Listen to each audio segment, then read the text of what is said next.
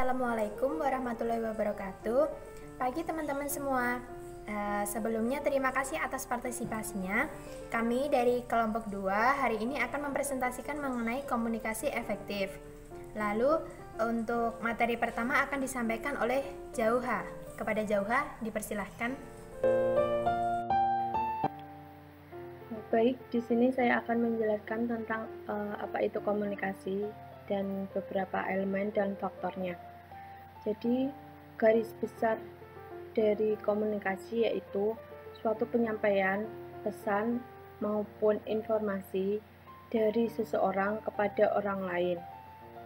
Nah, sekarang yang akan saya jelaskan yaitu elemen yang harus ada dalam komunikasi itu. Yang pertama ada sumber. Sumber yaitu asal informasi didapatkan, baik dari buku, dari berita, atau dari kejadian yang dilihat seseorang. Selanjutnya ada komunikator. Komunikator di sini adalah orang yang menyampaikan pesannya, orang yang memberikan informasi kepada orang lain. Lalu yang ketiga ada pesan. Pesan di sini adalah informasi yang akan disampaikan atau topik pembicaraan. Selanjutnya ada channel. Channel di sini channel atau saluran di sini yang dimaksud adalah penyampaian pesan itu baik secara formal maupun informal. Kemudian ada komunikan. Komunikan itu adalah orang yang akan menerima pesan itu. Jadi tadi komunikator adalah orang yang menyampaikan dan komunikan adalah orang yang mendapatkan informasi. Selanjutnya ada faktor-faktor yang mempengaruhi komunikasi. Yang pertama ada dampak. Dampak yaitu apa yang akan terjadi setelah kita mendapatkan suatu informasi tersebut. Selanjutnya ada feedback. Feedback merupakan tanggapan dari komunikan kepada komunikator tadi. Jadi tanggapan setelah si A mendapat informasi dari si B itu seperti apa. Selanjutnya ada gangguan. Gangguan di sini yaitu suatu hambatan yang sesuatu yang menghambat tersampaikannya informasi tersebut. Jadi gangguan di sini bisa saja karena bising, jadinya informasi tidak tersampaikan dengan benar. Lalu ada juga yang salah pemilihan kata-kata. Jadi kata-kata terlalu sulit untuk dicerna oleh komunikan.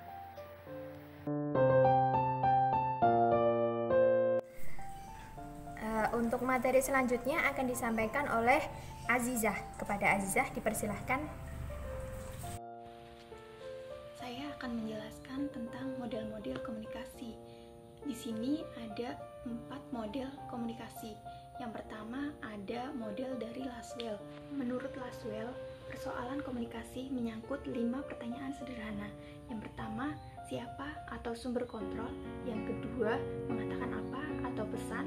Yang ketiga, dengan saluran apa atau media. Yang keempat, kepada siapa atau halayak. Dan yang kelima, apa atau dampaknya. Salah satu kelemahan dari model Lasswell adalah tidak digambarkannya unsur feedback sehingga proses komunikasi yang dijelaskan bersifat linier atau searah. Yang kedua, relay dan relay memandang dalam proses komunikasi antara komunikator dan komunikan, yang mana reaksi si komunikan didasari oleh faktor kelompok di dalam lingkungan atau primer secara keluarga dan kelompok lain dari luar sebagai referensi. Ketiga, model Newcomb menjelaskan tentang model yang mengarah komunikasi antar pribadi, yang mana dilihat nilai keseimbangannya. Dikatakan seimbang apabila objek yang dibicarakan sama-sama disukai dan sebaliknya tidak seimbang. Yang keempat, model Weaver menjelaskan model komunikasi dalam 7 komponen. Yang pertama, sumber informasi, yang kedua, pesan, yang ketiga, alat penyampaian pesan, yang keempat, sinyal, yang kelima, sinyal yang diterima oleh penerima, yang keenam, sasaran, dan yang ketujuh, gangguan. Materi selanjutnya akan saya sampaikan. Komunikasi efektif memiliki pengertian komunikasi yang mampu menghasilkan perubahan sikap atau attitude change pada orang lain yang bisa terlihat dalam proses komunikasi.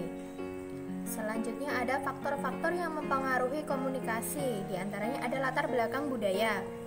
Interpretasi suatu pesan akan terbentuk dari pola pikir seseorang melalui kebiasaannya, sehingga semakin sama latar belakang budaya antara komunikator dengan komunikan, maka komunikasi semakin efektif. Yang kedua ada ikatan kelompok atau grup. Nilai-nilai yang dianut oleh suatu kelompok sangat mempengaruhi cara mengamati pesan. Selanjutnya ada harapan. Harapan mempengaruhi penerimaan pesan sehingga dapat menerima pesan sesuai dengan yang diharapkan. Selanjutnya ada pendidikan. Semakin tinggi pendidikan akan semakin kompleks sudut pandang dalam menyikapi isi pesan yang disampaikan. Selanjutnya ada situasi. Perilaku manusia dipengaruhi oleh lingkungan atau situasi. Selanjutnya ada tujuan komunikasi efektif.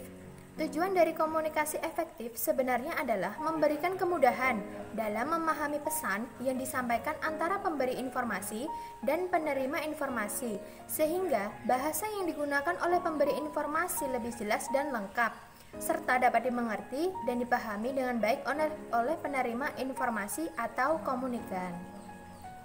Agar pengiriman informasi dan umpan balik atau feedback dapat seimbang sehingga tidak terjadi monoton. Selain itu, komunikasi efektif dapat melatih penggunaan bahasa nonverbal secara baik. Fungsi komunikasi efektif. Ada fungsi informasi untuk memberitahukan sesuatu dalam kurung pesan kepada pihak tertentu dengan maksud agar komunikan dapat memahaminya. Yang kedua ada fungsi ekspresi. Sebagai wujud ungkapan perasaan atau pikiran komunikator atas apa yang dia pahami terhadap sesuatu hal atau permasalahan. Ada fungsi kontrol, menghindari terjadinya sesuatu yang tidak diinginkan dengan memberi pesan berupa perintah, peringatan, penilaian, dan lain sebagainya. Ada fungsi sosial, untuk keperluan rekreatif dan keakraban hubungan di antara komunikator dan komunikan. Ada fungsi ekonomi. Ini fungsi komunikasi untuk keperluan transaksi usaha, bisnis, yang berkaitan dengan finansial, barang, dan jasa.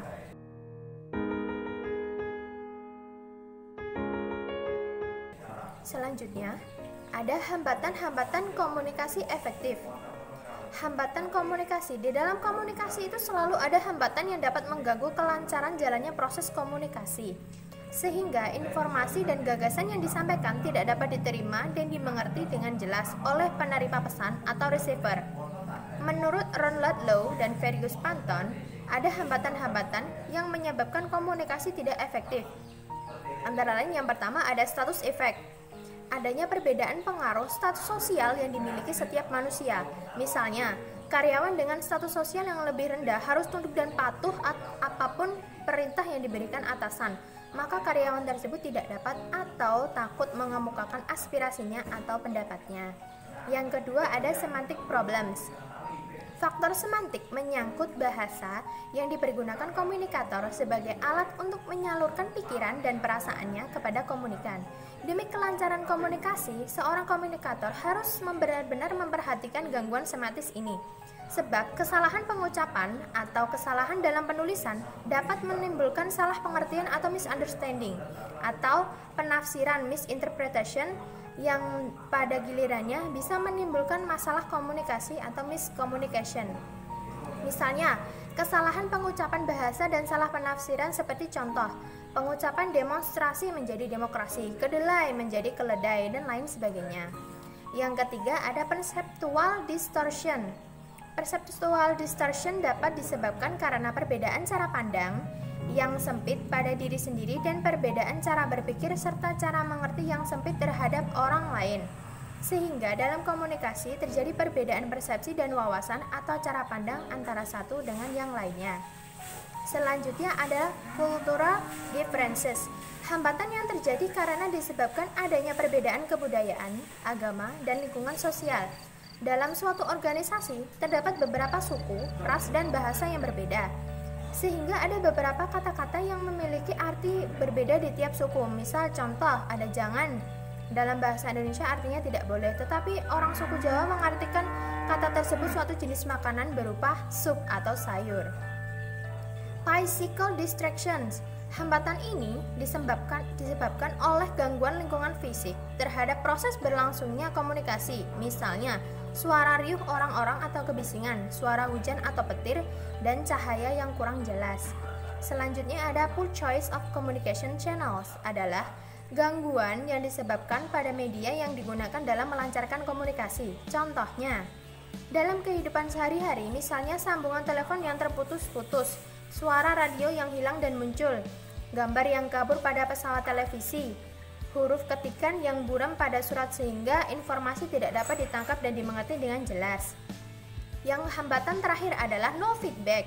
Hambatan tersebut adalah seorang sender mengirimkan pesan kepada receiver, tetapi tidak adanya respon dan tanggapan dari receiver, maka yang terjadi adalah komunikasi satu arah yang sia-sia. Seperti contohnya, seorang manajer menerangkan suatu gagasan yang ditujukan kepada para karyawan. Dalam penerapan gagasan tersebut, para karyawan tidak memberikan tanggapan atau respon, dengan kata lain tidak peduli dengan gagasan seorang manajer. Terima kasih. Untuk materi selanjutnya akan disampaikan oleh Gita Revani. Kepada Gita dipersilahkan. Ya, selanjutnya saya akan menjelaskan teknik komunikasi efektif. Dalam berkomunikasi adalah baiknya kita mengerti terlebih dahulu teknik komunikasi efektif agar pesan yang kita berikan tersampaikan dengan baik oleh lawan bicara kita. Ada beberapa hal dalam teknik komunikasi efektif, yaitu yang pertama, mengenal lawan bicara.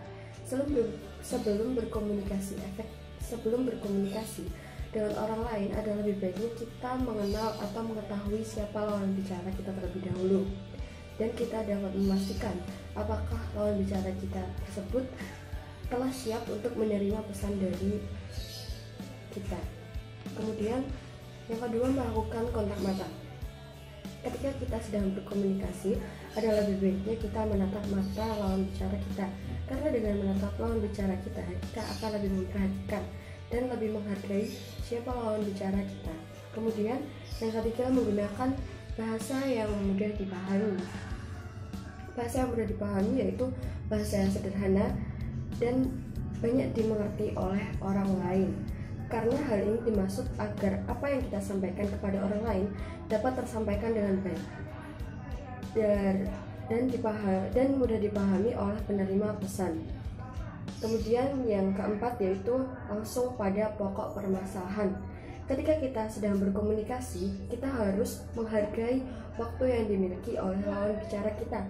Dengan demikian, kita tidak perlu basa-basi, tidak perlu bertele-tele dalam menyampaikan pesan, dan langsung pada pokok permasalahan yang kita akan bahas. Kemudian yang kelima, bahasa nonverbal. Apa itu bahasa nonverbal? Bahasa nonverbal yaitu seperti mimik muka, gerak tangan, posisi tubuh, gerak mata, dan lain sebagainya. Saat berkomunikasi, kita lebih dari 90% menggunakan bahasa nonverbal agar dapat mencairkan suasana dan agar dapat lebih mudah dalam menyampaikan pesan. Kemudian yang keenam yaitu menciptakan atmosfer keterbukaan. Agar terciptanya hubungan yang efektif dengan orang lain atau penerima pesan, maka kita harus menciptakan atmosfer keterbukaan dengan cara menghindari perseteruan, kemudian suasana gaduh dan suasana bising dan lain-lainnya yang mengganggu. Dalam menciptakan atmosfer keterbukaan, kita juga harus memberikan peluang kepada penerima pesan untuk berbicara, bertanya, berpendapat, dan meminta penjelasan lebih lanjut. Hal ini penting. Mengapa demikian? Karena dengan hal itu kita dapat mengetahui seberapa jauh kita telah memberikan pesan kepada mereka dan bagaimana mereka menerima pesan yang kita telah berikan. Kemudian berikut adalah beberapa teknik komunikasi efektif, dan selanjutnya ini ada beberapa prinsip komunikasi, yaitu yang pertama berorientasi pada pemecahan masalah atau solusi, kemudian bersikap jujur, sopan, dan mencatat isi pembahasan atau pesan yang diterima. Selanjutnya saya akan menjelaskan tentang jaringan komunikasi. Menurut De Vito pada tahun 1997 mendefinisikan secara sederhana, yaitu siapa berbicara kepada siapa atau kepada siapa. Hal ini merupakan suatu pola yang teratur dari hubungan antar individu sebagai pertukaran informasi. Sebuah jaringan komunikasi identik dengan keterhubungan komunikasi antara satu aktor atau lebih. Suatu jaringan komunikasi memberi penekanan pada relasi antara satu aktor dengan aktor lainnya dan hubungan antar aktor. Demikian yang dapat saya jelaskan. Terima kasih. Materi selanjutnya akan disampaikan oleh Hanifah. Kepada Hanifah dipersilahkan. Pada media komunikasi rapat yang pertama, rapat instruktif berisi petunjuk pelaksanaan peraturan, kebijakan, dan program baru yang harus dilaksanakan oleh staf. Pada rapat ini, para anggota staf hanya mendengarkan apa yang disampaikan oleh pemimpin, dan para anggota staf diberi kesempatan untuk menyampaikan argumennya terkait apa yang telah dilakukan atas kebijakan tersebut, dan tidak menanyakan atau memberi argumen terhadap kebijakan tersebut. Yang kedua, rapat inkuisitif untuk mendengarkan pendapat para anggota staf tentang suatu hal. Di sini, para pemimpin rapat menggali apa yang disampaikan oleh para anggota staf dan menjadi pertimbangan permasalahan yang ada. Yang ketiga, rapat informatif untuk memberitahukan sesuatu yang baru kepada para anggota rapat, sehingga wawasan yang didapat oleh para anggota staf dapat meningkatkan kinerja. Sesuatu yang anggota baru di sini berupa struktur atau sistem yang baru. Yang keempat, rapat progresif untuk mencari jalan keluar dalam mengembangkan instansi atau organisasi. Para pemimpin sudah memiliki konsep pengembangan baru, namun pemimpin harus mendapatkan argumen atau suatu hal yang baru dari para anggota staf. Yang kelima, rapat kompromitif untuk memadukan pertentangan atau perbedaan. Di sini, para pemimpin menjadi penengah, memadukan persamaan pada persoalan yang ada. Dan rapat ini membahas kelebihan atau kelemahan persoalan yang dipertentangkan. Jadi, kesimpulan pada rapat tersebut menyampaikan sesuatu dan dapat disetujui oleh pihak yang dipertentangkan. Dalam mengefektifkan rapat yang pertama, yakni tetapkan tujuan. Jika rapat tidak ada tujuan, maka bukan rapat yang sebenarnya, namun hanyalah mengobrol biasa. Yang kedua, gunakan agenda rapat. Bagikan semua agenda dan susun apa saja yang akan dibahas. Yang ketiga, bersiaplah untuk rapat. Tinjau apa saja agenda yang ada dan persiapkan apa saja yang perlu dipersiapkan, serta himbau kepada para staf untuk hadir dan adil dalam rapat tersebut. Yang keempat, libatkan peserta rapat. Rapat adalah suatu kumpulan untuk membahas beberapa hal, sehingga para anggota dihimbau untuk dapat memberikan gagasannya atau usulan. Yang kelima, ikhtisarkan hasil rapat. Hasil rapat harus diikhtisarkan dan meluruskan semua pemahaman dari para staf dan pimpinan. Yang terakhir, jangan sia-siakan biaya, waktu, tenaga, dan pikiran yang diperlukan untuk rapat. Jika dalam rapat seharusnya to the point dan tidak membahas topik di luar bahasan yang ada dalam rapat tersebut. Selanjutnya, untuk materi yang terakhir akan disampaikan oleh Jauha. Selanjutnya yang akan saya sampaikan yaitu komunikasi verbal dan nonverbal. Apa itu komunikasi verbal dan nonverbal? Komunikasi verbal yaitu komunikasi yang bentuk komunikasinya itu menggunakan tulisan atau lisan. Bentuk komunikasi ini membutuhkan alat berupa bahasa yang outputnya berupa ucapan atau lisan atau kata-kata. Sedangkan komunikasi nonverbal yaitu komunikasi yang tidak menggunakan bahasa secara langsung. Perbedaannya yaitu kalau komunikasi verbal itu komunikasi yang dilakukan secara langsung, biasanya berupa tulisan ataupun lisan. Kalau komunikasi nonverbal itu komunikasi yang dilakukan tidak langsung. Contohnya saja seperti ketika kita melambaikan tangan, itu berarti bahwa kita menyampaikan sampai jumpa, seperti itu contohnya. Lalu komunikasi verbal ini harus memperhatikan kata-kata atau bahasa, karena bahasa di sini dianggap sebagai suatu sistem kode verbal. Bahasa dianggap sebagai simbol atau suatu bentuk pengkombinasian simbol-simbol agar seseorang itu dapat memahami komunikasi itu. Selanjutnya yaitu komunikasi nonverbal. Tadi sudah saya singgung bahwa komunikasi nonverbal itu adalah komunikasi tanpa kata-kata. Jadi komunikasi ini terjadi apabila seseorang itu menyampaikan suatu pesan tanpa bersuara. Komunikasi nonverbal ini dilakukan oleh seseorang untuk memberikan makna sesuatu. Komunikasi nonverbal ini bisa berbentuk seperti tadi lambaian tangan ataupun gerak isyarat atau gerakan mata juga. Gerakan mata dan ekspresi juga bisa menjadi contoh komunikasi nonverbal.